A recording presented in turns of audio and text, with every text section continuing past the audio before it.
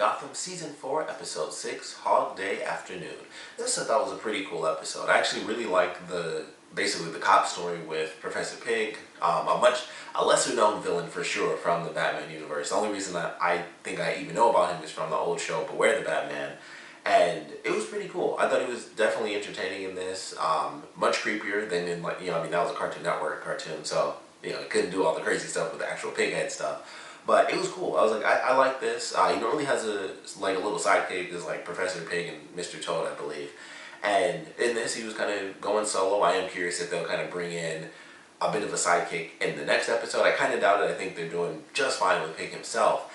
And he's very different. Normally, he's just like a villain, at least from what I've seen. He has like no actual connection to anything going on with Gotham or the GCPD. It's just, I'm a bad guy, I kill some people for whatever reason I feel like I need to.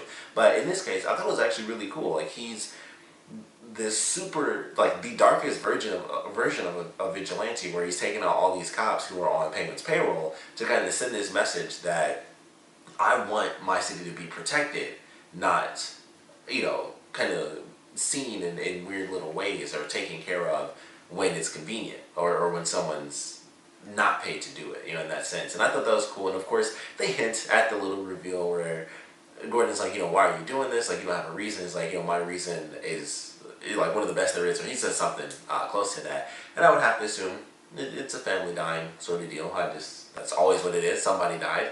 So I'm excited how that's going to play out in the next episode. And I didn't think it was going to have this impact, and it's really going to take hold in the next episode.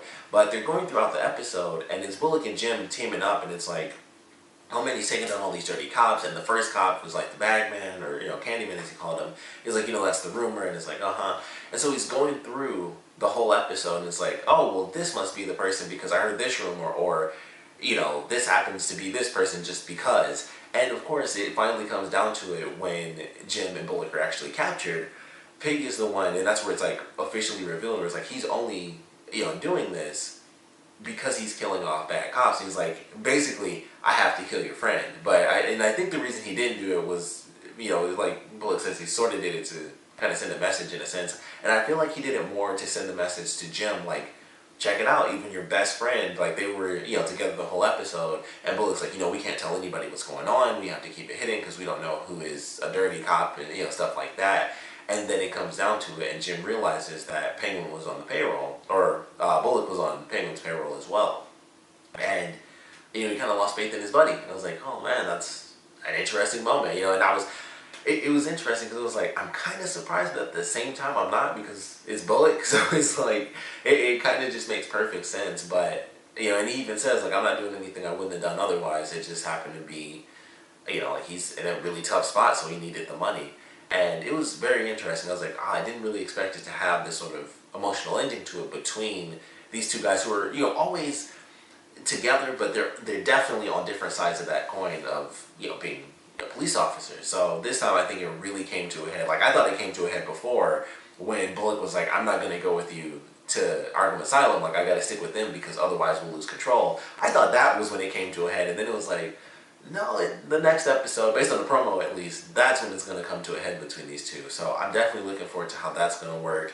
And, Bullock making these moves and Jim, fighting against him. And of course, Jim seems, based on the promo, he seemed to be in the right mind because he was doing this, like, if you do this, you're going to get our people killed. So just out of context, I would have to say I'm on Jim's side, but we'll see what happens in the moment. I'm sure I'll probably still be on Jim's side because there might be a bit of revenge, and I would not be surprised at all if that was kind of the emotional state of Bullock, was just full-on revenge mode. So that wouldn't surprise me at all if that ended up being the case for next week's episode. But I thought it was cool. I really enjoyed that story. Like I said, the villain himself, like Professor Pig, it was cool. Very simple, and we don't really get to see him until later. I like who they got to do the voice. He sounded really familiar, but I don't know who it was. But definitely cool. It was like, he's doing the rhymes and doing the nursery rhymes, especially at the end of the episode.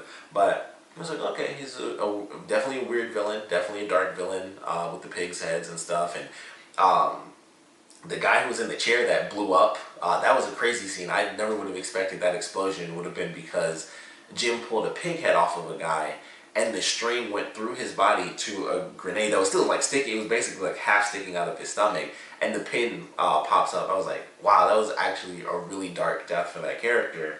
And it was kind of like some Jigsaw type stuff. It was like, they pull the mask up and it's like, oh crap, that set off, the bomb to kill the guy. So definitely had some dark moments in there. A bunch of people, a bunch of cops got killed off in this episode, and I'm sure there are more to come. So we'll see how that plays out. And I'm curious if Pig will actually go closer towards like the focus, which I would say was Penguin, but I think his main thing is dealing with the police because they're actually meant to be protectors of the city, and basically they're criminals now too, just like Penguin. But he never expected anything of Penguin. He expected the cops to be the ones to save his family or whoever ended up dying. But I thought that was a good storyline. Of course, we have Penguin. Speaking of Penguin, man, Falcone, she is playing that long game, and even in this episode, it was the smallest little thing, but her setting up the date and then canceling it threw him into a spiral in this episode, and I'm pretty sure that was the point because towards the end, she's like, oh, sorry I had to cancel, it was unavoidable, which I'm sure it wasn't, but he would definitely believe that with everything that happened at the end, with the orphanage and stuff, and it's like, oh, maybe she was telling the truth, and, she couldn't, avoid getting it, or it was, like it would have taken way too much longer if she didn't, step on that opportunity. And it was just interesting. It was like, man, he's falling hook, line, and sinker for this one, and she's just doing it perfectly. She sets up an orphanage and stuff.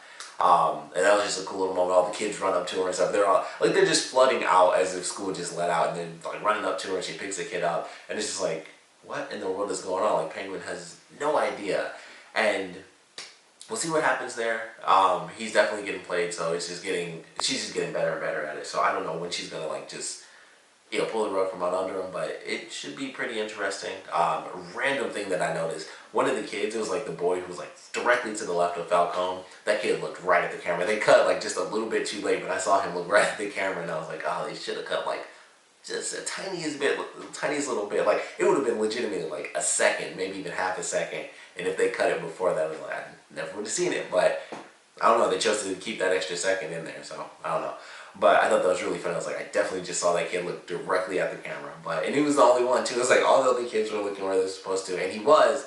And then I saw him, he just looked and went like straight towards the camera, and I was like, yep, he just looked at the camera. It always makes me laugh, so I wanted to point that out. If you go back, look at that scene, that little kid, like for a quick second, he's just like, and he like his eyes go straight to the camera, and then they cut right back. And they probably didn't notice because there's like a bunch of kids, and it was like, okay, good shot. So that's probably why that happened. Like, you just don't notice that little thing. But I wanted to mention it because I thought it was really funny. But the story was simple. He was freaking out. She played him, and she will continue to play him. And then, of course, we have Lee, well, Butch, or Grundy, if you prefer, and Ed, and he's going crazy.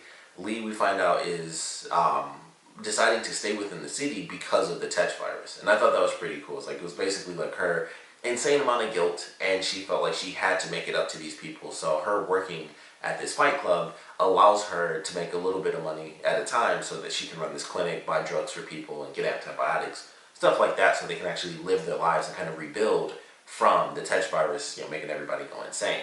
So she feels insanely guilty there, and eventually by the end of the episode, she decides to work with Ed, and she takes all his money so that she can help him, which she doesn't make any promises. So I'm curious how that's going to play out with whatever she's going to decide to do with him. I mean, she's not exactly, as she put it, a neurologist. She's not a therapist either, so I don't know what she's going to do to just like unlock his brain. But that should be pretty exciting. And I also want to know if she's going to branch out from where she is right now, which I assume she is because they brought her character in. And it might take a minute. Maybe something will happen with Ed and Grundy after they leave her.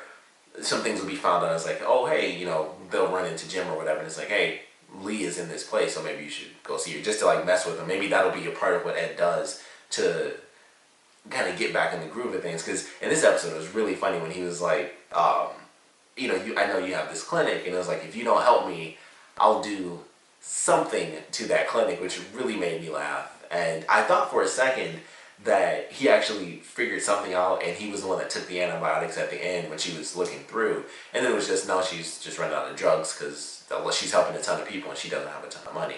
So I was like, oh, he kind of came back a little bit at the end without actually saying anything to her, but that was sadly not the case. And she even explains, like, what you should have done was threaten to take Grundy away because my boss likes him, that's like her new prize fighter, and then she would have forced me to help you to keep him around. So she kind of gave Ed the clue, and he's he's trying to build himself back up, and I can't wait to see how that plays out. Like, what is going to be that moment that clicks for him, and what's he gonna do as soon as he gets back? Is he just gonna? I would assume he's gonna go straight after Penguin, but with what's going on with Penguin and Falcone, I have to wonder if he'll realize that and utilize that, against Penguin and team up with her, or if he's gonna be in like, kind of crazy Riddler mode where it's like, I'm the genius, I'm the only one that gets to make, the perfect plan to take out Penguin. So I feel like that's where it would be headed, more than anything else, mostly because that's just his character. Like, he's kind of cocky. He's definitely cocky, but especially when it comes to like competition and stuff. And they kind of touched on that a little. I say like very, very little in this. As far as him actually having any sort of competition to take out his enemies, he typically teams up with people, but it's not like he's trying to be the best out of those people. It's just like, we're the team of villains or whatever. I feel like in this case, when it comes to revenge, I think he won't team up with Falcone, and that'll just be another kind of crazy moment within the city. So that's kind of my theory on it, but I could easily be wrong, and we just have to wait and see where it goes regardless. But that was a pretty decent episode. I'm definitely looking forward to the promo, or to the next episode because of the promo and how chaotic things seem to get. Bruce actually does make a return. He was nowhere to be seen, which I don't know how many episodes we actually had where Bruce was not in it in any way, shape, or form. I legitimately feel like this was the first episode that's happened. It probably isn't, but I just noticed, I guess because he's going through the whole like super early Batman phase, it was really noticeable. Like by the end, I was like, wow, Bruce has not had like a single thing to do with anything that's going on. Like, they focused a lot on the pig stuff. Ed and Lee, they're like the second half where, that's like 2/3 of the story, and then the other sliver, of the third is, what we got to see, excuse me, as far as, what Penguin's dealing with and how Falcone is just kind of playing them some more. But definitely a good episode, and like I said, the repercussions of Pig as a villain in this episode, it was a surprise sort of ending where it was like, okay, this is going to definitely change Bullock and Gem. And we'll see if Bullock goes back to his old ways of being on the payroll, or if he will kind of decide against it based off of, Jim kind of finding out and being his best friend. So we'll see how that works, but they're definitely going to come to a head. So I really want to see that in the next episode and how that changes them just going forward. I'm excited to see how that plays out. But we'll definitely want to know what you guys thought about this episode, so please comment below. Let me know your favorite parts about it, least favorite parts about it. And I definitely want to know how you guys think Ed is going to get back to his old self, what in the world Lee could possibly do to help him. And I would love to know your theories on how things will play out with him once he is back to his old self. Like, what is he going to do, and how is he going to interact with Falcone, considering she's trying to take out Penguin as well? Is he going to team up? Is he not going to team up? Because he did it before, technically, but I don't know. It's hard to say if he's going to do that again, or if he's going to be like so driven to be like the only person to get it done, because that was kind of what he wanted to do to begin with, and then that fell apart, and then that's why Falcone kind of came in, because Ed was not himself, so he didn't really get things done the way he wanted to. So, I don't know, it's hard to say. Like, he could easily do the team up thing again, like, alright, I have someone else who wants to kill Penguin. It's easy, but it depends on how far they want to take sort of the cocky route of that character, because it's definitely there, and we've seen it, like I said, a little bit, but I don't know. I mean, this is his second form of revenge against the same person. I just don't know what he's going to do at this point, so it's kind of confusing. But we'll let you know your theories on how that's going to play out. And of course, I would love to know what you guys thought about this episode in general, so please comment below, let me know, and thanks for watching.